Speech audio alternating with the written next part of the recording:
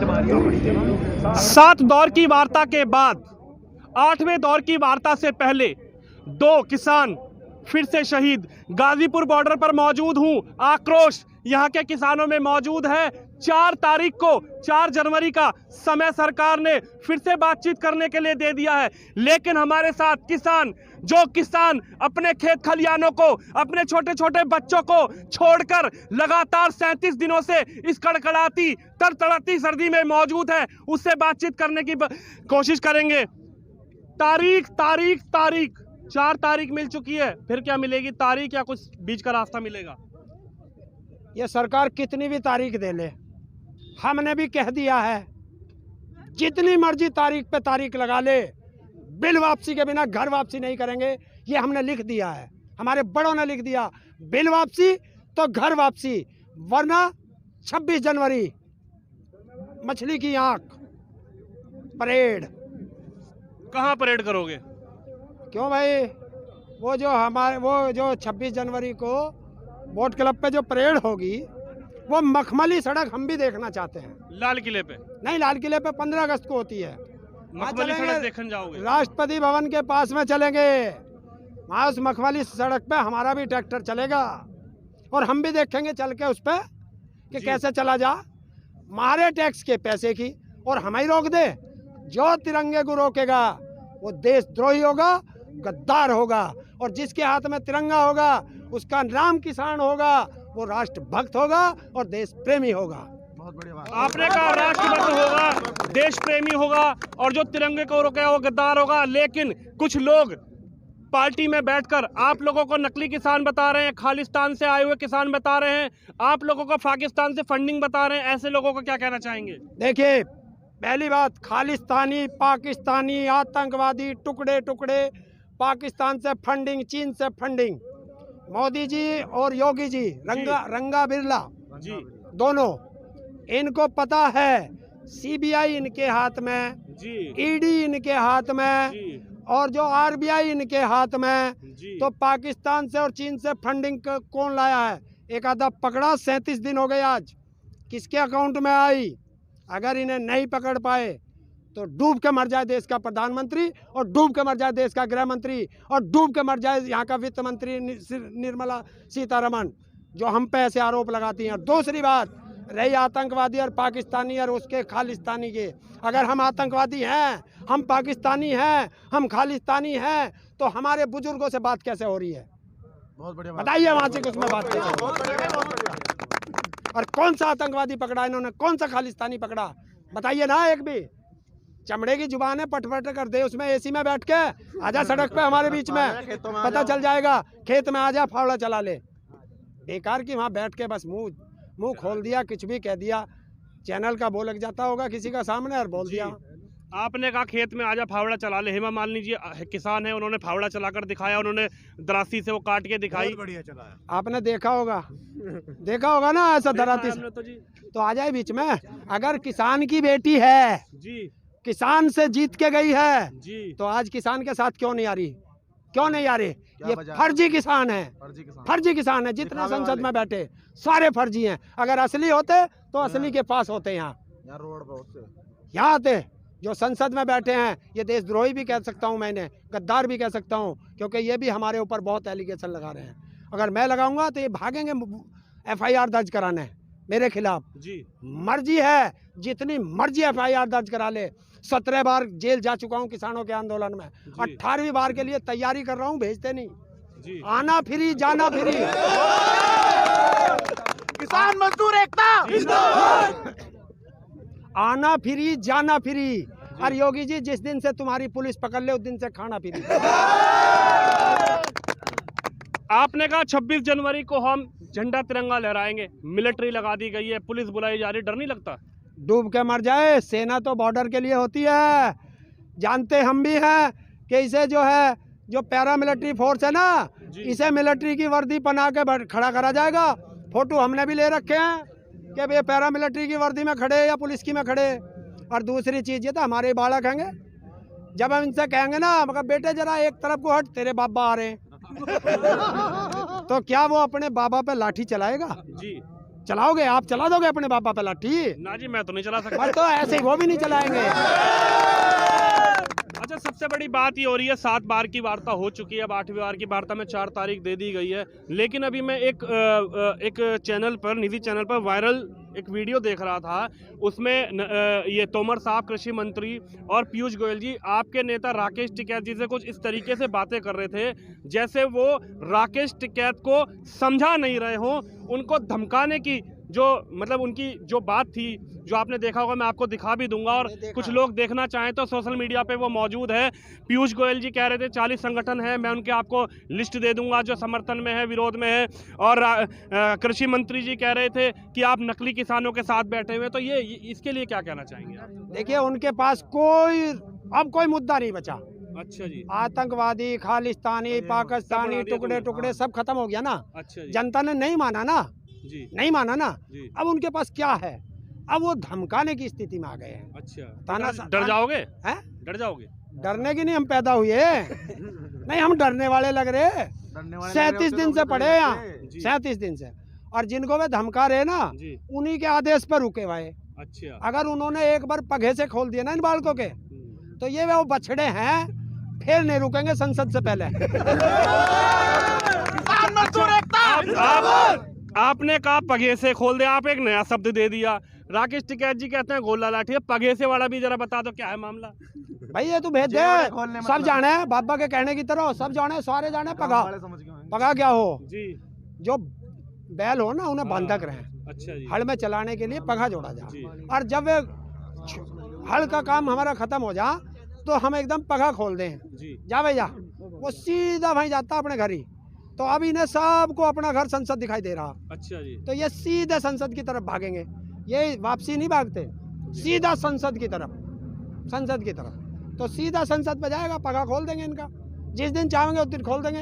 अभी तो अभी रोक रखे। यानी कि टिकैत साहब ने आपको रोका हुआ है? अरे भाई, हमारे बुजुर्ग हैं। टिकैत परिवार का अगर इतना भी 1 साल का भी बच्चा होगा, वो हमारे लिए बाबा है, उनकी पदवी बहुत बड़ी है। हैं? तो जितने 40 के 40 संगठन है, 503 संगठन है, वैसे 40 संगठन के लोग हमारे बात करने जाते हैं, वो हमारे लिए उनका आदेश भगवान का आदेश है। तो हम उनके आदेश की अब पालना कर रहे हैं जी। सारा किसान उसकी आदेश की पालना कर रहा है हर बॉर्डर पे। तो उनका आदेश हुआ और संसद की तरफ कूच हुआ, बस उनके आदेश की देरी है। आप सरकार को धमकी दे रहे हैं? अरे वो हमारे बाबा को धमका रहा, वो तो सीधा कह रहा तोरा चिट्ठा है 40 का, मुंह मत खुलवावे। क्यों टाँके लग गए मुंह में? कहाँ से रम्पी से सिलाया गया मुंह मोची ने? हैं? खोल खोल। अगर कल तक मुंह नहीं खुला, कल सुबह तक पीयूष गोयल का, नरेंद्र तोमर का, तो ये मैं इन्हें कौन सा शब्द दूँ, देशद्रोही कह सकता हूँ मैं इन्हें, क्योंकि ये देश के साथ गद्दारी है। क्यों नहीं खोलते मुंह?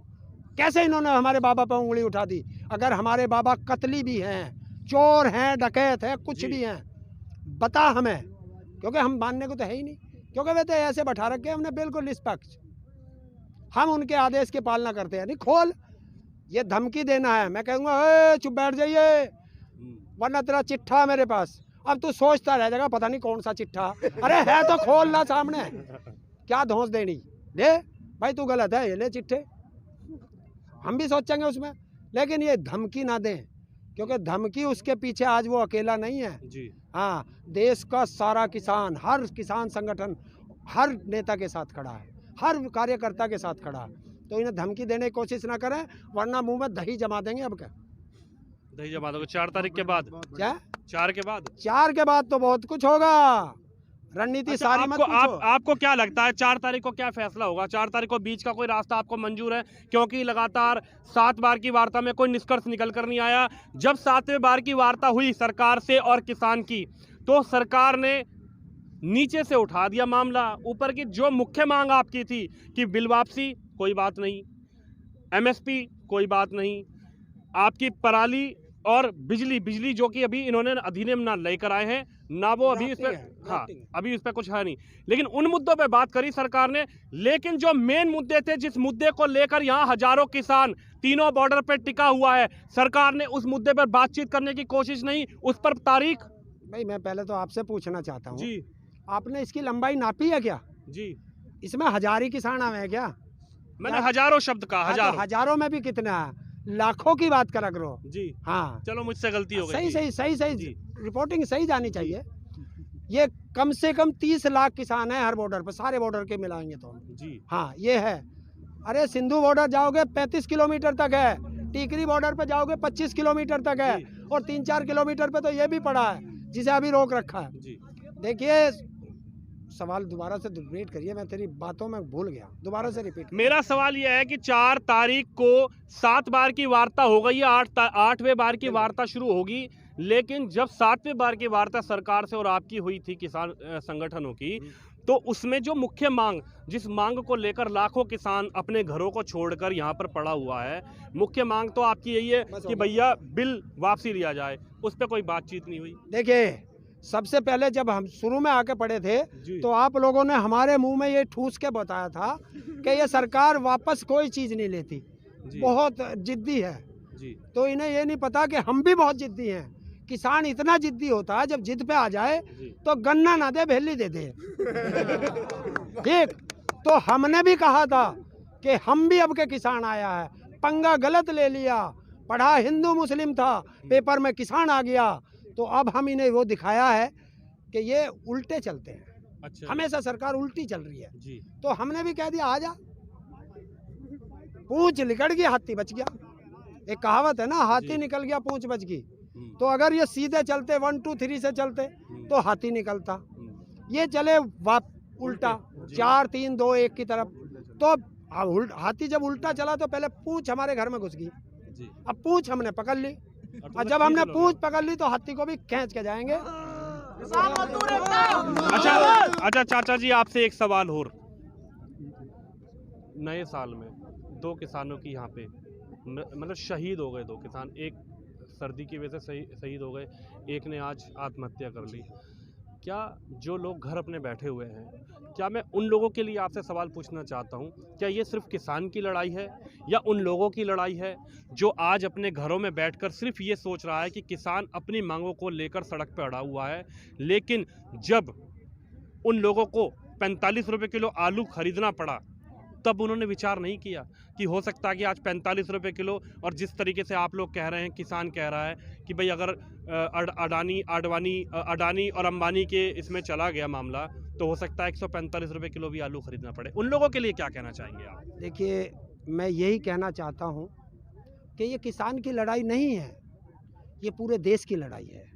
ये ऐसे मानिए कि जैसे हम आज़ादी की लड़ाई लड़े थे, वो आज़ादी की लड़ाई किसी एक की नहीं थी, वो पूरे देश की थी। वही लड़ाई है ये। अभी लोग बाग समझे नहीं हैं जी। उनको बहुत, जब तक वे समझेंगे लगता है वो बहुत देर कर चुके होंगे। देखिए, आज हमारी जो MSP हम मांग रहे हैं जी। मान लीजिए वो 2000 कर देती है सरकार जी। वो 2000 में किसी ने भी खरीद लिया जी। और वो एक ही आदमी ने पूरे देश में खरीद लिया, तो वो जब चाहेगा अपनी मर्जी से बेचेगा, क्योंकि सरकार ने इसके साथ एक दूसरा भी कानून बना रखा है कि आप कितना भी भंडारण कर लें, आप पे कोई पाबंदी नहीं। पहले था, सीमा थी कि अगर इतना करोगे, सरकार का था कि अगर मार्केट में शॉर्टेज हो जाती थी तो सरकार उनको धर पकड़ करती थी, मार्केट में सामान आ जाता था। लेकिन अब वो नहीं होगा, ये इनको पता नहीं है। सबसे ज़्यादा इसमें किसान से भी ज़्यादा इसमें मीडियम परिवार और गरीब परिवार पिसेगा, क्योंकि उसके वो जो रोज़ लाता है रोज़ खाता है। किसान तो अपने खाने के लिए साल भर का रख लेता है, तो उन लोगों को बहुत दिक्कत आएगी और उनको अपने परिवारों को पेट नहीं पाल पाएंगे, वो उनको ज़्यादा खुदकशी करनी पड़ेगी। और जो हमारे नेताओं ने खुदकशी की, हमारे किसान ने खुदकशी की, ये बड़ा दुख है। और मैं सबसे आपके चैनल के माध्यम से भी अपील करना चाहूँगा कि आप जो है ये कदम ना उठाएं। लड़ाई लड़ेंगे, सरकार से लड़ेंगे, सरकार को मारेंगे और जीतेंगे, लेकिन खुद नहीं मरेंगे। इस तरह का कदम ना उठाएं। मैं आप लोगों से हाथ जोड़ के अपील करता हूं, इसे ज़्यादा से ज़्यादा आप लोग सब तक ये बात पहुंचाएं कि खुदकशी करना समस्या का समाधान नहीं है। समस्या का समाधान है एकता बनाकर मजबूती से सरकार से लड़ेंगे और अपने अधिकार, तीनों कानून वापस कराएंगे, MSP पे गारंटी का कानून बनाएंगे, और भी बहुत सारे मुद्दे हैं। अब तो यहाँ से सारे ही सोल्व करके उठेंगे, वरना घर वापसी नहीं।